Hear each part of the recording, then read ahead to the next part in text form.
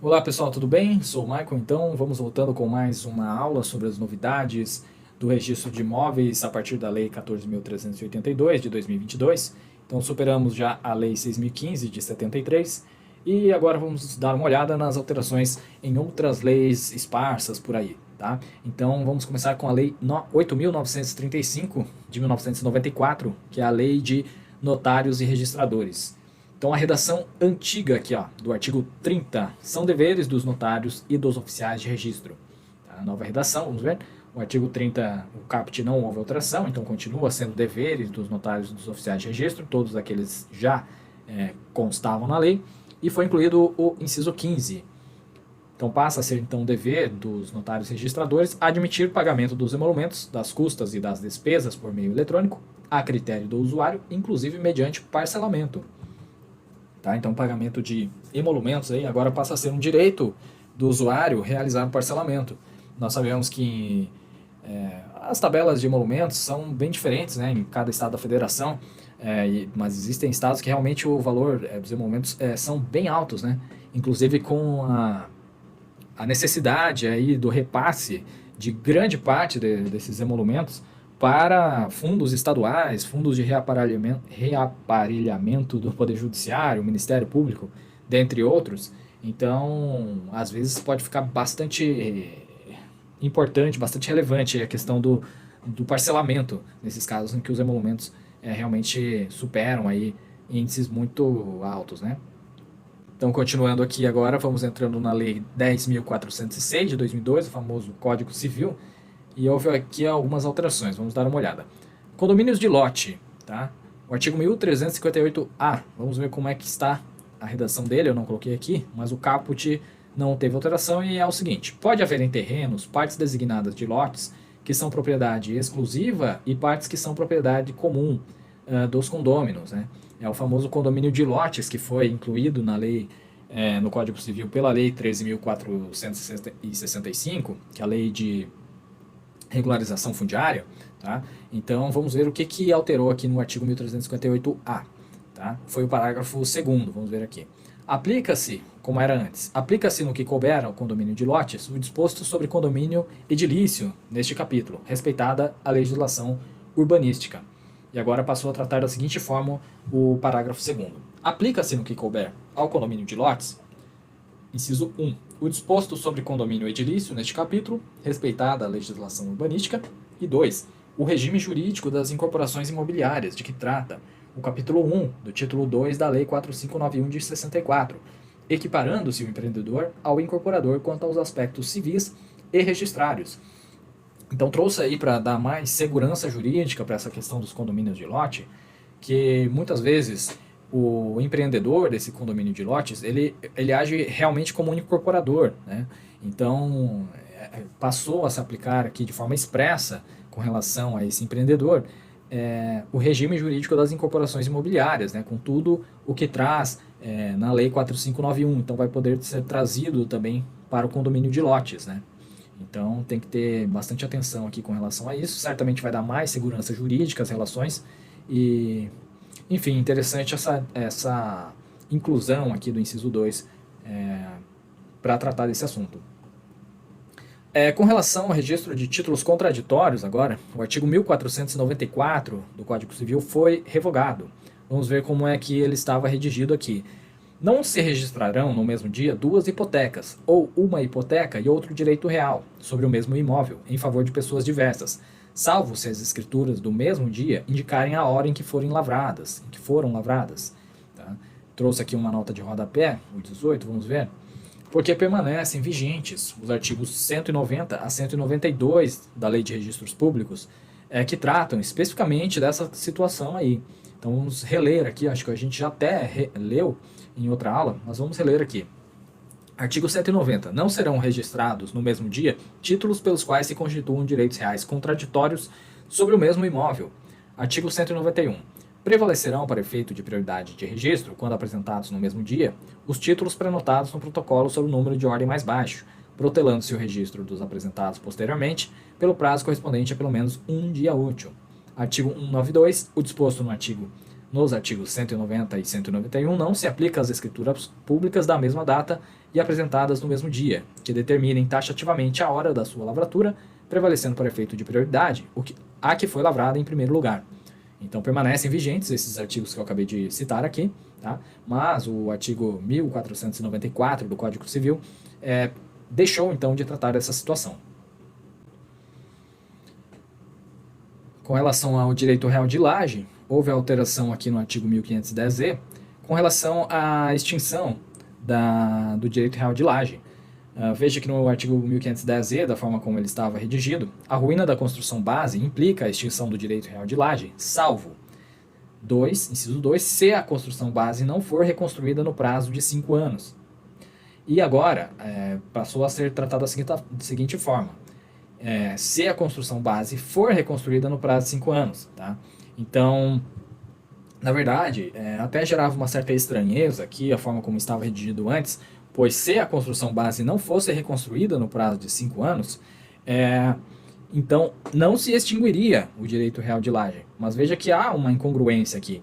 E agora foi alterado isso de forma, ou retificado, se a construção base for reconstruída no prazo de 5 anos, então não se extingue o direito real de laje. Me parece que é a forma mais correta de se pensar, porque como é que não vai extinguir o direito real de laje se a construção base não for reconstruída?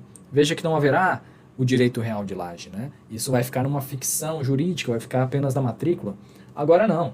Veja que o oficial poderá então aguardar aí o prazo de 5 anos, e dentro desse prazo de 5 anos poderão reconstruir a construção base, e aí então não será extinto o direito real de laje, tá? Então me parece aqui que houve um acerto do legislador. Com relação agora à Lei 13.097, é aquela lei que fala do concentração dos atos na matrícula, né? Então vamos ver as alterações aqui, houve algumas adaptações apenas, e teve também uma adição do parágrafo 2º, vamos dar uma olhada com calma aqui. Artigo 54, o caput, como ele era e continua sendo. Os negócios jurídicos que tenham por fim constituir, transferir ou modificar direitos reais sobre imóveis são eficazes em relação a atos jurídicos precedentes, nas hipóteses em que não tenham sido registradas ou averbadas na matrícula do imóvel as seguintes informações. E aí constava lá o inciso 2. Averbação por solicitação do interessado, de constrição judicial do ajuizamento de ação de execução ou de fase de cumprimento de sentença, procedendo-se nos termos previstos no artigo 615-A do Código de Processo Civil de 73. Tá? E agora passou a constar aqui, no inciso 2, o artigo 828 da Lei 13.105, que é o Código de Processo Civil de 2015. Então vamos ver aqui como é que está a questão a redação desse artigo 828. Aqui embaixo. O exequente poderá obter certidão de que a execução foi admitida pelo juiz, com identificação das partes e do valor da causa, para fins de averbação no registro de imóveis, de veículos ou de outros bens sujeitos a penhora, arresto ou indisponibilidade.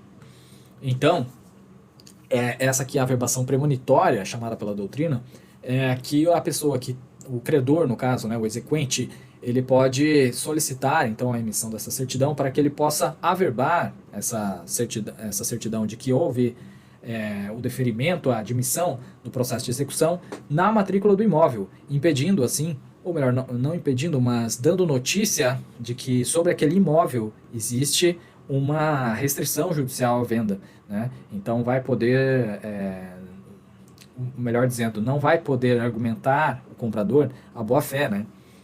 Então só foi feita realmente essa adaptação aqui para tirar o CPC de 73 e colocar o CPC de 2015. Com relação ao inciso 4, como estava antes, averbação mediante decisão judicial da existência de outro tipo de ação cujos resultados ou responsabilidade patrimonial possam reduzir seu proprietário à insolvência, nos termos do inciso 2 do artigo 593 da Lei 5.869 de 73, o Código de Processo Civil antigo. E agora passou a constar o inciso 4, averbação, mediante decisão judicial, da existência de outro tipo de ação cujos resultados ou responsabilidade patrimonial possam reduzir seu proprietário à insolvência, nos termos do inciso 4 do caput do artigo 792 do CPC de 2015. Então vamos ver aqui o rodapé. Artigo 792 do CPC, alienação ou a oneração de bem é considerada fraude à execução. Inciso 4. Quando, ao tempo da alienação ou da oneração, tramitava contra o devedor ação capaz de reduzi-lo à insolvência.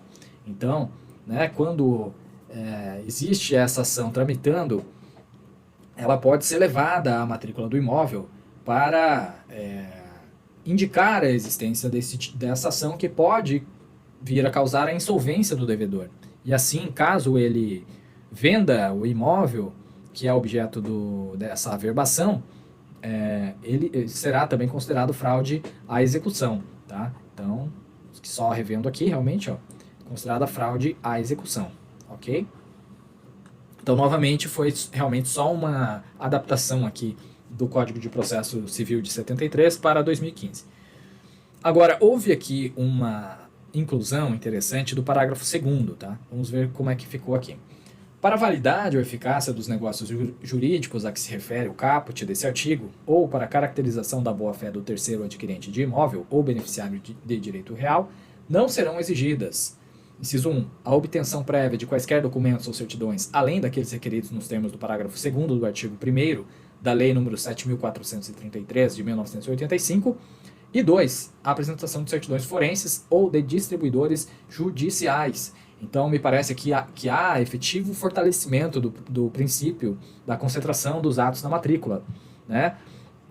Então, vamos ver aqui, eu puxei um rodapé aqui, o 21, com a redação, né, da Lei 7.433, que trata dos requisitos das escrituras públicas de alienação de imóveis. Vamos ver aqui. Na lavratura de atos notariais, inclusive os relativos a imóveis, além dos documentos de identificação das partes, somente serão apresentados os documentos expressamente determinados nesta lei. Parágrafo 2º. O tabelião consignará no ato notarial a apresentação do documento comprobatório do pagamento do imposto de transmissão inter vivos, as certidões fiscais e as certidões de propriedade de ônus reais, ficando dispensada sua transcrição. Tá? Então, todas essas certidões aqui de impostos e etc., todas essas certidões são citadas no título, então não é necessária a obtenção dessas certidões, já que elas já constam no título, tá? Então, a apresentação de certidões forenses também não vai ser necessária aqui neste caso, tá?